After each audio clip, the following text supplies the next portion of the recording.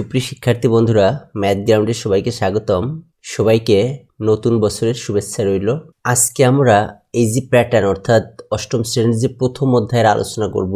এই অধ্যায়ে তেমন খুব বেশি পরিবর্তন হয় নাই, শুধুমাত্র অনুশীলনীতে কয়েকটি নতুন অঙ্ক যোগ হয়েছে, বাট অধ্যায় আলোচনার মধ্যে আমাদের কোনো ধরনের পরিবর্তন নাই।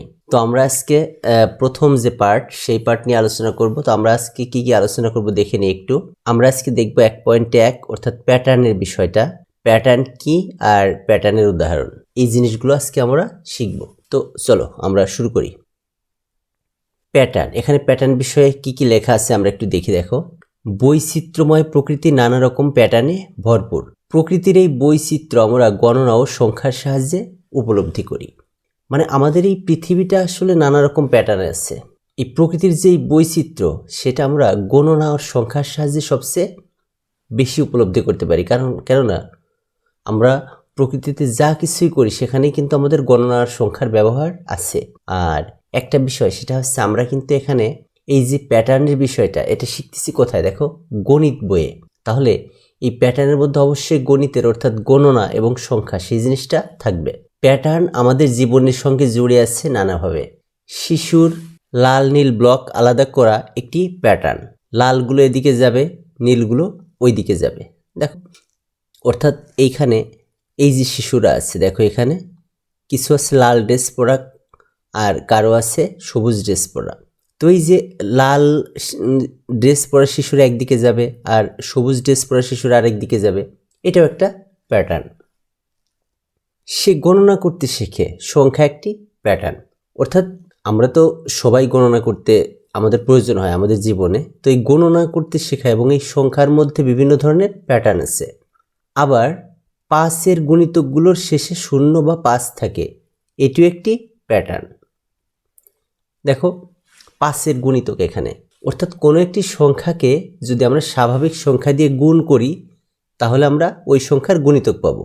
যেমন দেখো, এখানে আমরা 5কে 1 2 3 4 5 এগুলো দিয়ে গুণ করছি এবং সেখানে 5 10 15 20 25 এভাবে পেলাম। তো এই সংখ্যাগুলো একটা প্যাটার্ন। এখন আমাদের এখানে কি বলছে? দেখো, বলছে পাঁচের গুণিতকের শেষে 0 বা 5 থাকে। অর্থাৎ আমরা এখানে যে পাঁচের গুণিতকগুলো পেলাম, দেখো প্রত্যেকটার শেষেই কিন্তু 5 আর 0 এই দুইটা আছে।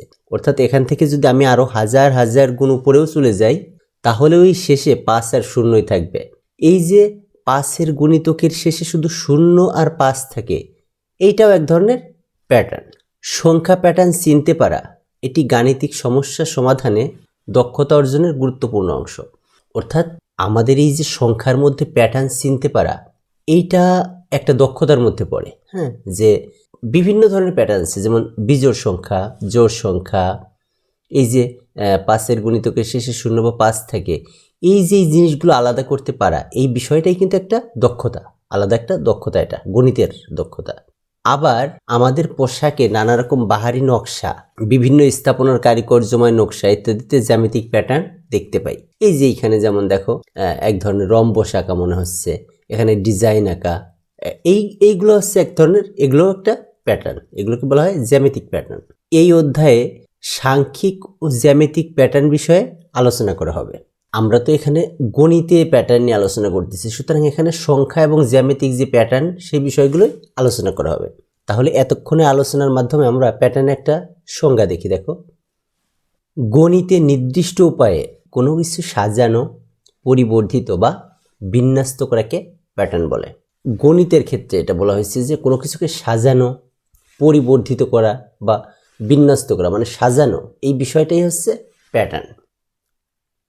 এখন আমরা প্যাটার্নের কিছু উদাহরণ দেখি। দেখো, নিচের প্রথম চিত্রের টাইলসগুলো লক্ষ্য করি, এগুলো একটি প্যাটার্নে সাজানো হয়েছে। এখানে প্রতিটি আড়াআড়ি টাইলসের পাশের টাইলসটি লম্বালম্বিভাবে সাজানোর এই নিয়মটি একটি প্যাটার্ন সৃষ্টি করছে। অর্থাৎ আমরা 1 নম্বর যে চিত্র সেখানে দেখি, দেখো এখানে এই একটা টাইলস, এটা আরেকটা টাইলস, এটা আরেকটা, এই যে প্রত্যেকটা টাইলসই কিন্তু একই রকম, কিন্তু এটা আমরা সাজাইছি ভিন্নভাবে। কিভাবে? দেখো, এইটা হচ্ছে আনুভূমিকভাবে বসানো, যেটা এইটাকেই পরবর্তী টাইলসটা আমরা কিভাবে সাজাইছি? লম্বালম্বিভাবে। আবার আনুভূমিকভাবে, আবার লম্বালম্বিভাবে। একইভাবে এই নিচের দিকেও তাই, দেখো এইটা আনুভূমিক আছে, কিন্তু এইখানে সাজাইছি কিভাবে আমরা, লম্বালম্বিভাবে যেভাবে আছে সেখানে। অর্থাৎ এই যে পাশাপাশি আনুভূমিক আর উলম্ব, আনুভূমিক আর উলম্ব এইভাবে যে আমরা এটা সাজালাম, এইটাও এক ধরনের প্যাটার্ন। আবার এখন আমরা 2 নং চিত্রের খেয়াল করি। দেখো দ্বিতীয় চিত্রে কতগুলো সংখ্যা ত্রিভুজ আকারে সাজানো হয়েছে। এই যে এখানে বিভিন্ন সংখ্যাগুলোর ব্লকের মাধ্যমে সাজানো হয়েছে। সংখ্যাগুলো একটি বিশেষ নিয়ম মেনে নির্বাচন করা হয়েছে। নিয়মটা কি দেখো, প্রতি লাইনের শুরু ও শেষে 1 থাকবে এবং অন্য সংখ্যাগুলো উপরের সারির 2টি পাশাপাশি সংখ্যার যোগফলের সমান। যোগফল সাজানোর এই নিয়ম অন্য একটি প্যাটার্ন সৃষ্টি করেছে। অর্থাৎ বিষয়টা কি, আমাদের এইখানে যতগুলো লাইন আছে, যেমন এই একটা, এই একটা, এই একটা, এই একটা, এই একটা, সবগুলো লাইনের প্রথম আর শেষে 1 থাকবে। দেখো এখানে 1 আছে, এই লাইনের প্রথম এটা, এটা শেষ, দুটোই 1 আছে। এখানে দেখো 3টা আছে ব্লক, বাট প্রথমটা আর শেষটা 1।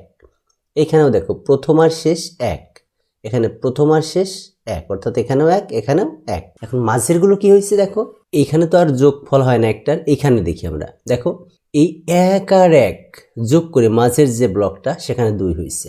একইভাবে এখানে দেখো এই 1 আর 2 যোগ করে এখানে 3, আবার এখানে দেখো এই 1 আর 2 যোগ করে 3। একইভাবে এইখানে 3 আর 1 যোগ করলে 4, 3 আর 3 যোগ করলে এখানে 6, 3 আর 1 যোগ করলে 4, আর যথারীতি 2 পাশে 1 আর 1 থাকবে। এই যে একটা নিয়মে এই ব্লকগুলো সাজানো হলো, এটাও একটা প্যাটার্ন। আবার 1, 4, 7, 10, 13 সংখ্যাগুলোতে একটি প্যাটার্ন বিদ্যমান। সংখ্যাগুলো ভালোভাবে লক্ষ্য করে দেখলে একটি নিয়ম খুঁজে পাওয়া যাবে। নিয়মটি হলো 1 থেকে শুরু করে প্রতিবার 3 যোগ করতে হবে। অর্থাৎ বিষয়টা কি দেখো, 1 আর তারপরে আছে 4, তাহলে মাঝের ডিফারেন্সটা কত, 3। আবার 4 তারপরে আছে 7, মাঝের ডিফারেন্সটা কত, 3। 7 আর 10 এর মাঝের ডিফারেন্স কত, 3। 10 আর 13 এর মাঝের ডিফারেন্স কত, 3। অর্থাৎ এখানে যে সংখ্যাগুলো লেখা হয়েছে প্রত্যেকটা সংখ্যার মাঝের যে ব্যবধান সেটা কত, 3।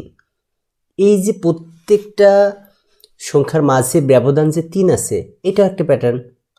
তাহলে এখানে দেখো সংখ্যাগুলো আমরা লিখলাম, আর এই সংখ্যাগুলোর মধ্যকার পার্থক্য কত, 3 3 3 3, এভাবে। এইটা দিয়ে কিন্তু আমরা ইচ্ছা করলে এর পরের সংখ্যাটা বলে দিতে পারি, কারণ না মাঝের কত পার্থক্য কত, 3। তাহলে 13 আছে, এইখানে 13 আছে, আমরা এখানে কিন্তু বলে দিতে পারি যে এখানে পরেও যেহেতু এখানে প্রত্যেকটারই ব্যবধান 3 হবে, তাহলে এখানে হবে কত, 13 আর 3 16। এর পরেরটাও বলে দিতে পারি আমরা 19 হবে, এইভাবে। অর্থাৎ প্রত্যেকটার মাঝে 3 আছে, অর্থাৎ এটাও একটা প্যাটার্ন। একইভাবে পরেরটা দেখো, অন্য একটি উদাহরণ, 2, 4, 8, 16, 32 প্রতিবার দ্বিগুণ হচ্ছে। তো এই সংখ্যাগুলো আমরা লিখলাম এখানে, দেখো 2, 4, 8, 16, 32। এইখানে কিন্তু আমরা পার্থক্য লিখছিলাম, কিন্তু এখানে কি লিখছি, ভাগফল। অর্থাৎ আমরা যদি 4কে 2 দিয়ে ভাগ করি, দেখো 2 হয়। 8কে 4 দিয়ে ভাগ করি, 2 হয়। 16কে 8 দিয়ে ভাগ করি, 2 হয়। 32কে 16 দিয়ে ভাগ করি, তাহলেও কিন্তু 2 হয়। অর্থাৎ আমরা বুঝতে পারলাম যে আমরা এখানে যে সংখ্যাগুলো আছে ওই সংখ্যাকে তার পূর্বের সংখ্যা দিয়ে ভাগ করলে প্রতিবার 2 হবে। তাহলে এই নিয়ম অনুসারে এখানে কি হচ্ছে দেখো, প্রতিবার দ্বিগুণ হচ্ছে। অর্থাৎ 2 এর থেকে 4 হয়েছে, 2 দুগুণে 4, 4 এর থেকে আবার 4 দুগুণে 8, 8 এর থেকে 8 দুগুণে 16, 16 দুগুণে 32, 32 দুগুণে 64। তাহলে আমরা বলতে পারি যে এখানে হবে 64। অর্থাৎ প্রত্যেকবার যে সংখ্যা লিখছি তার দ্বিগুণ লিখছি পরের বার, এবং ভাগফল হচ্ছে কত, 2। এটাও কিন্তু একটা উদাহরণ প্যাটার্নের। তাহলে আজকে আমরা প্যাটার্নের এই উদাহরণ আর প্যাটার্ন কি, এই বিষয়টা আমরা জানতে পারলাম। তো ধন্যবাদ সবাইকে।